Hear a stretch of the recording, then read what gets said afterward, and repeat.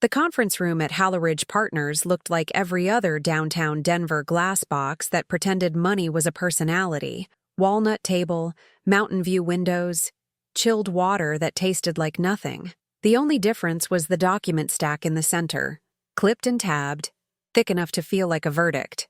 Across the top page, in crisp black font, it read, Frontier Kite, LLC, amended and restated operating agreement member read through.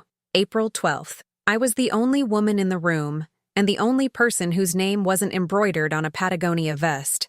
My name was Mina Bui. I'd been at Frontier Kite since the first cramped co-working desk, when we were 2 laptops, a whiteboard, and a promise that our grid forecasting platform would help utilities stop bleeding money during outages. I'd built the implementation playbook, designed the compliance workflows, and trained half the client success team.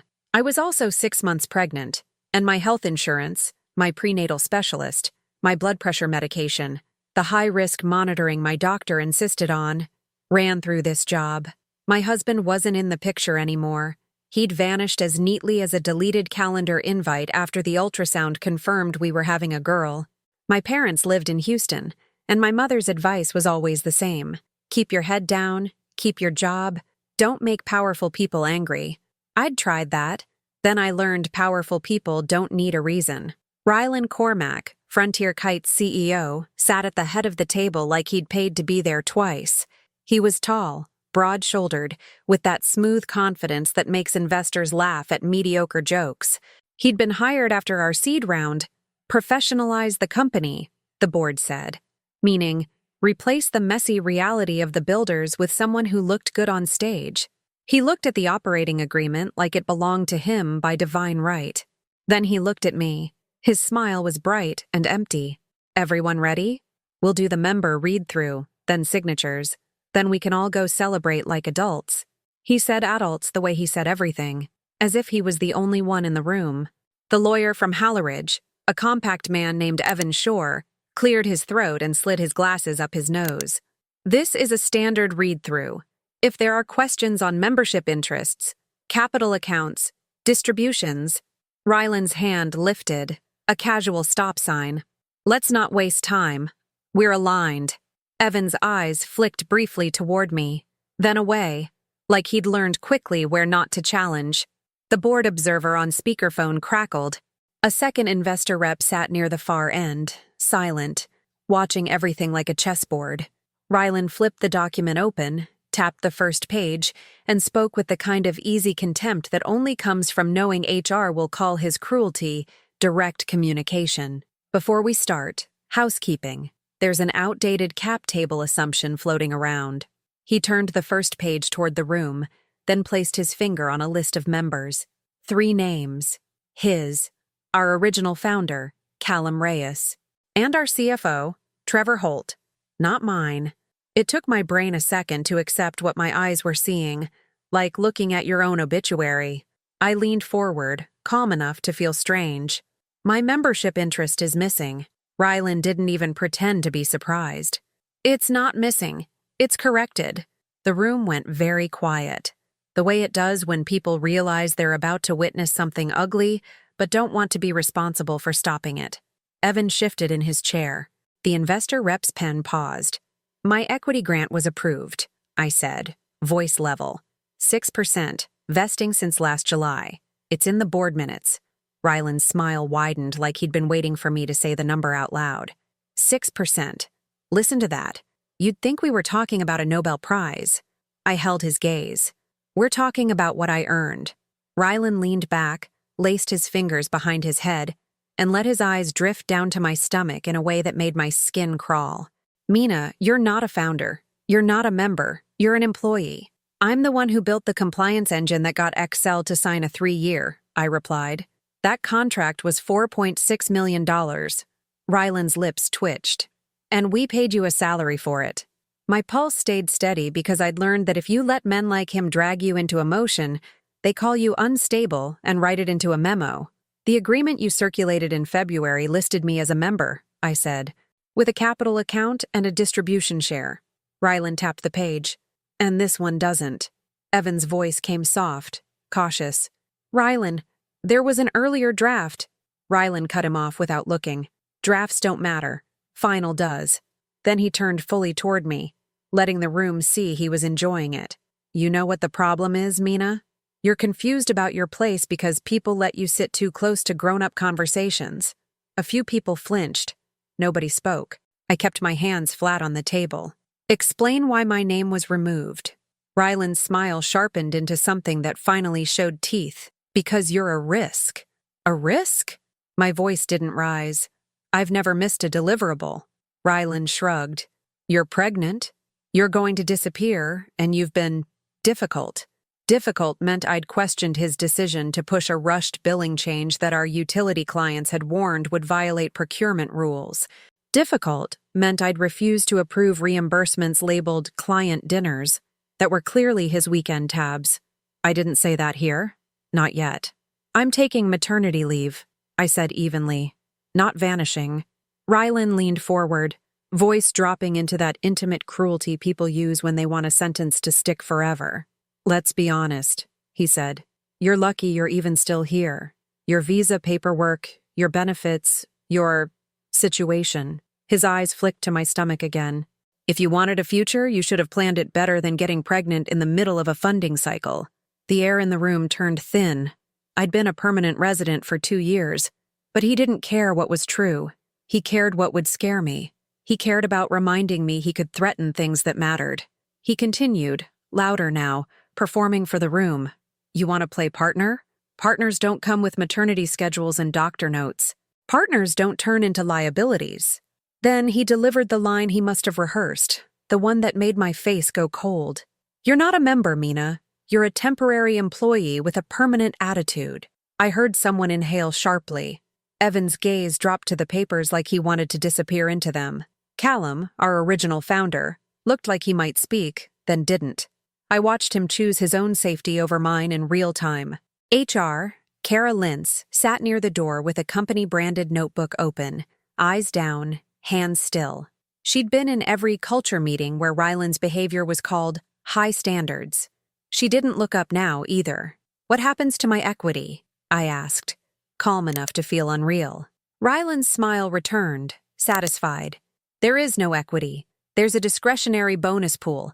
You'll get something nice if you stop making this weird.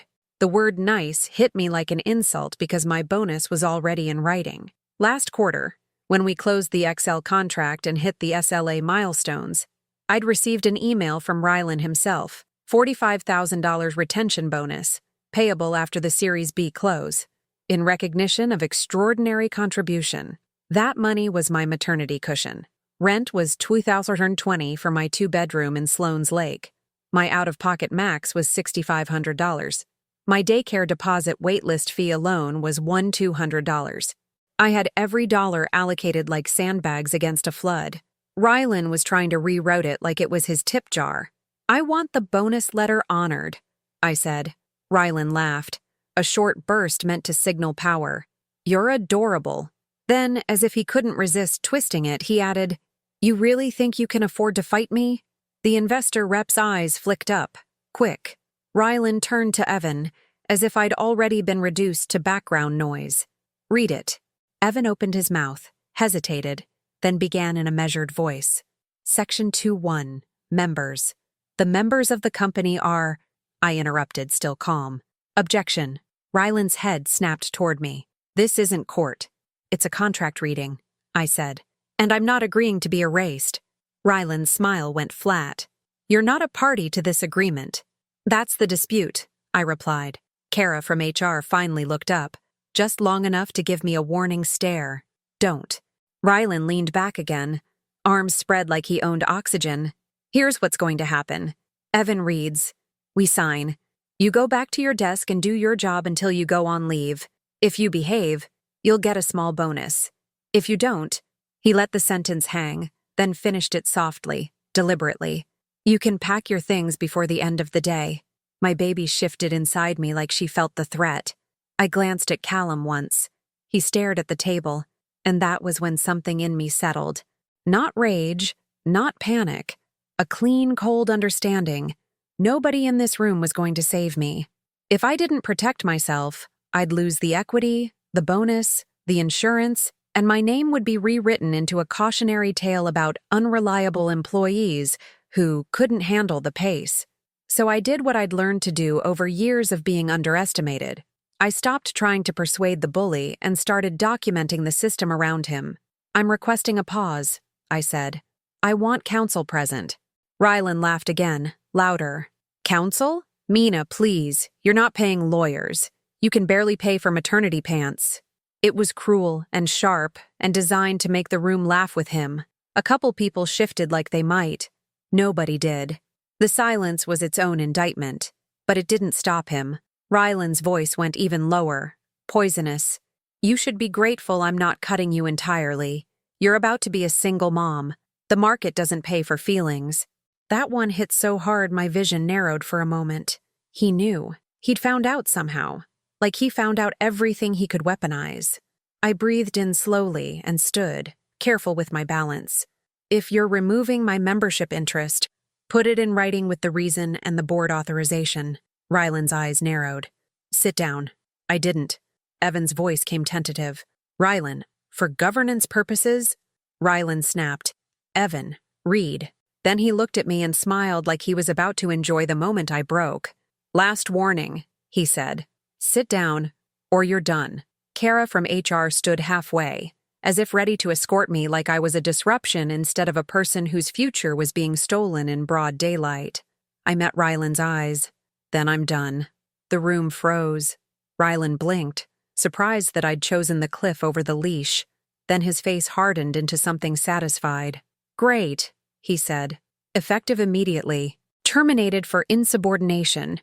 Kara's voice came quick, too eager. "Mina, please come with me." I didn't argue. I didn't cry. I gathered my notebook and my phone and walked out of that glass room while everyone stared at the table like the table could absolve them. In the hallway, Kara's tone turned soft and false. "You didn't have to make a scene." "I didn't," I replied. "He did." Kara's lips tightened. "Your benefits end tonight."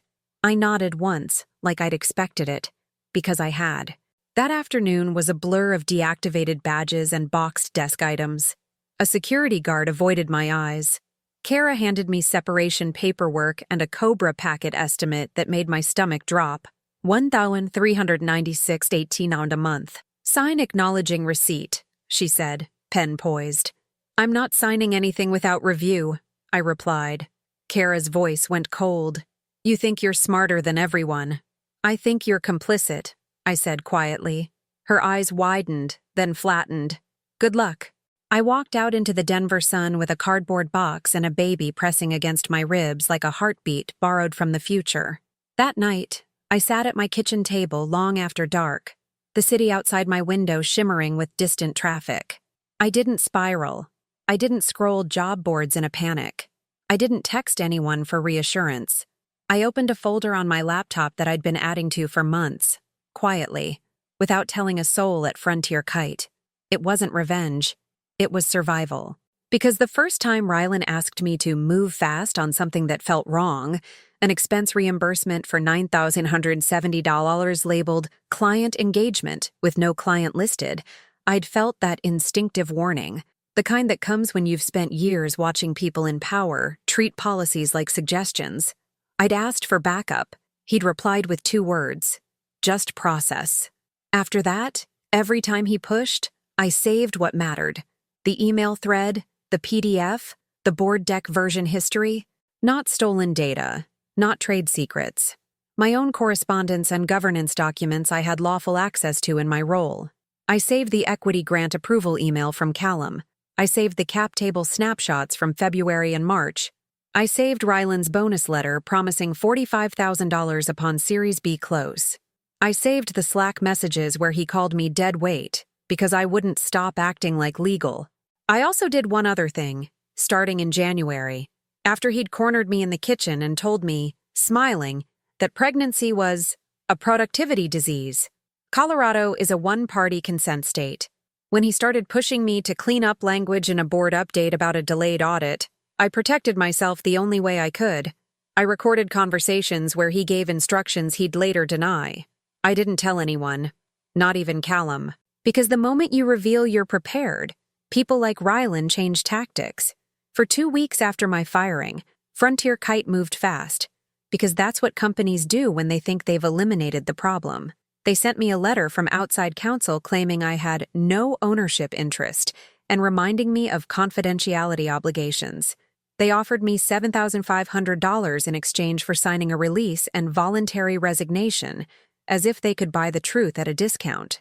My stomach churned when I read it, not because I was tempted, because the offer confirmed they were scared. I filed a complaint with the Colorado Department of Labor and Employment for retaliation and unpaid wages.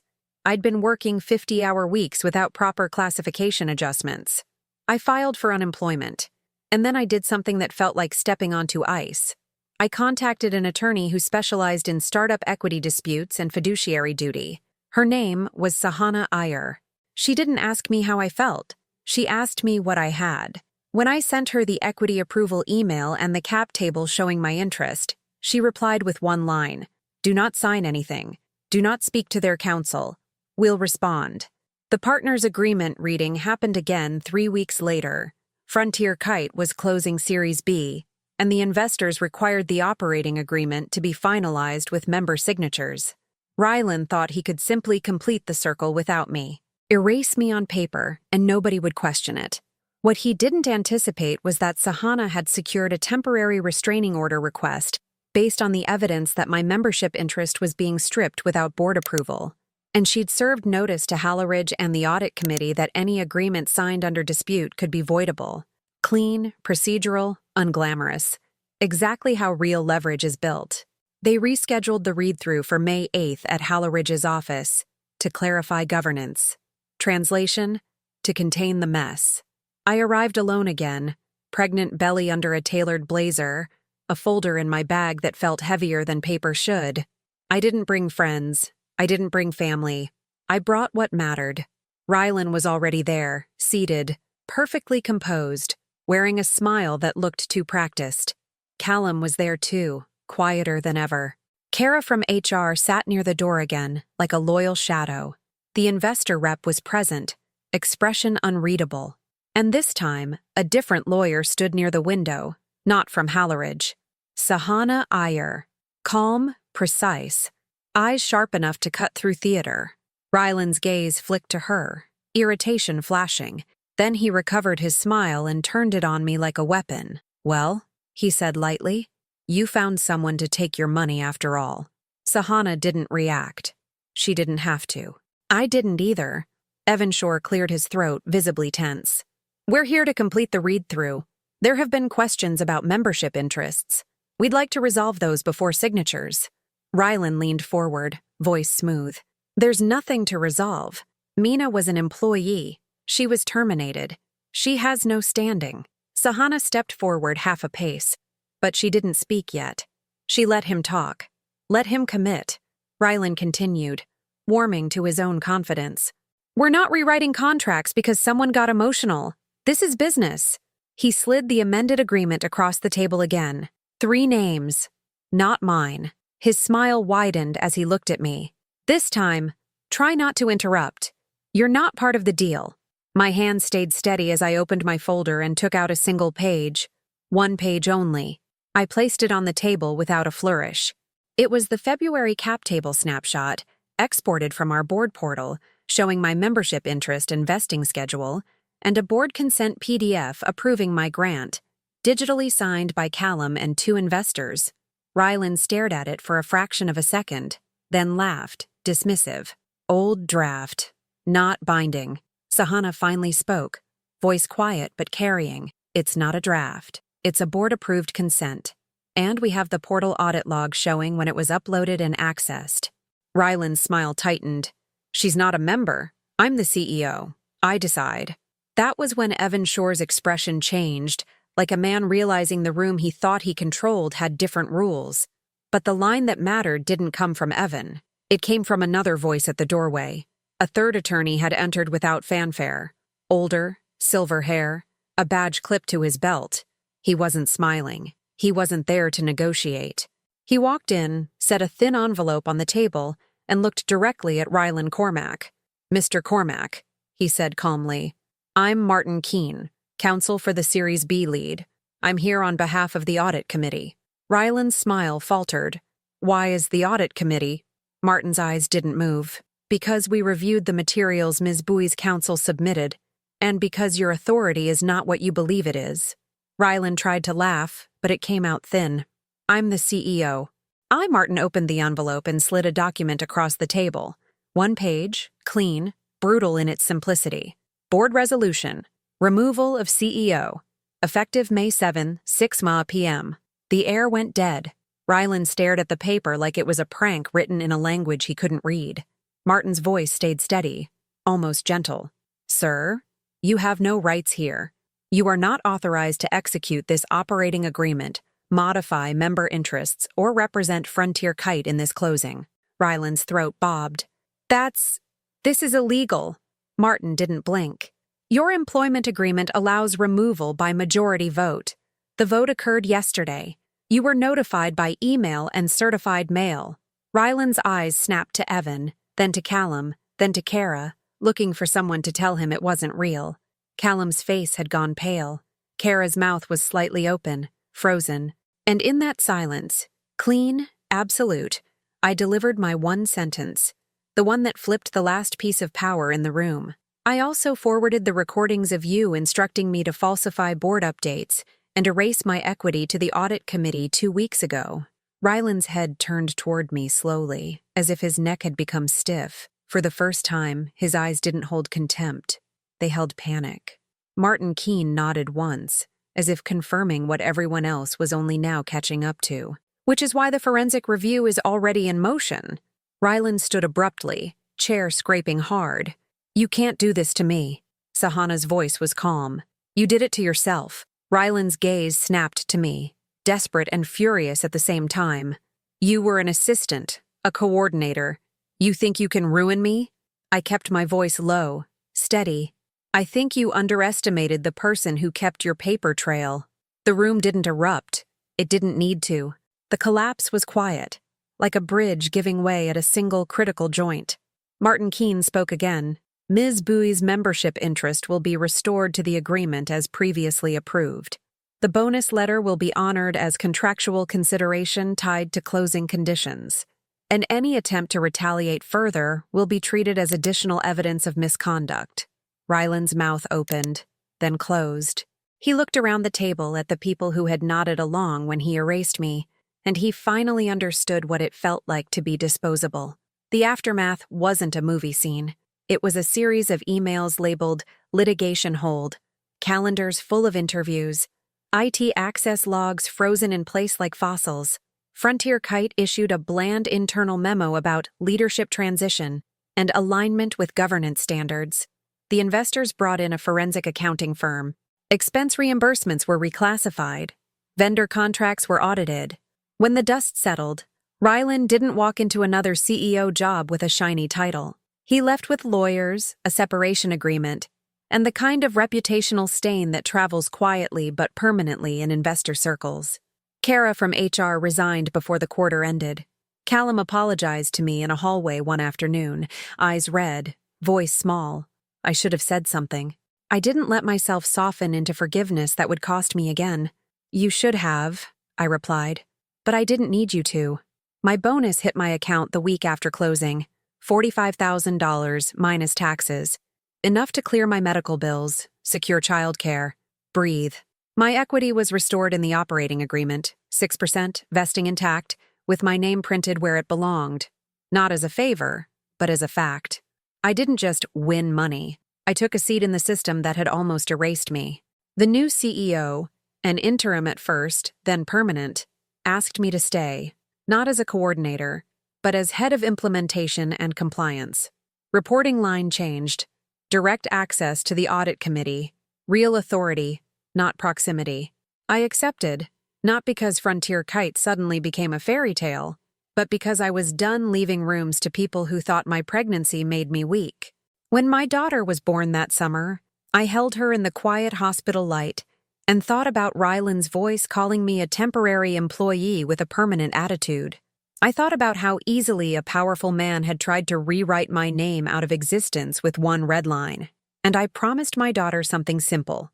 You will grow up seeing what it looks like when a woman refuses to disappear politely. Here's the lesson I carried out of that glass conference room. People who try to erase you are counting on your silence and your exhaustion. Don't give them either. Keep records. Ask for things in writing. Learn how your workplace actually works. Who votes? Who signs? Who audits? Who gets nervous when you mention governance? And when you finally speak, do it calmly, in the room that matters. If you're watching this, comment the city you're watching from. And if you've ever had someone try to write you out of credit, out of pay, out of a contract, share what happened. Someone reading your story will realize they're not imagining it, and they don't have to vanish to survive. If you love stories where the truth is revealed, you've found your channel. Subscribe and turn on notifications to make sure you're always up to date with life's biggest secrets and dramas. And now, I want to hear from you. What life lesson did you learn from this story? Share your reflection in the comments and use the hashtag #TruthRevealed, also telling us the city you watched this drama from.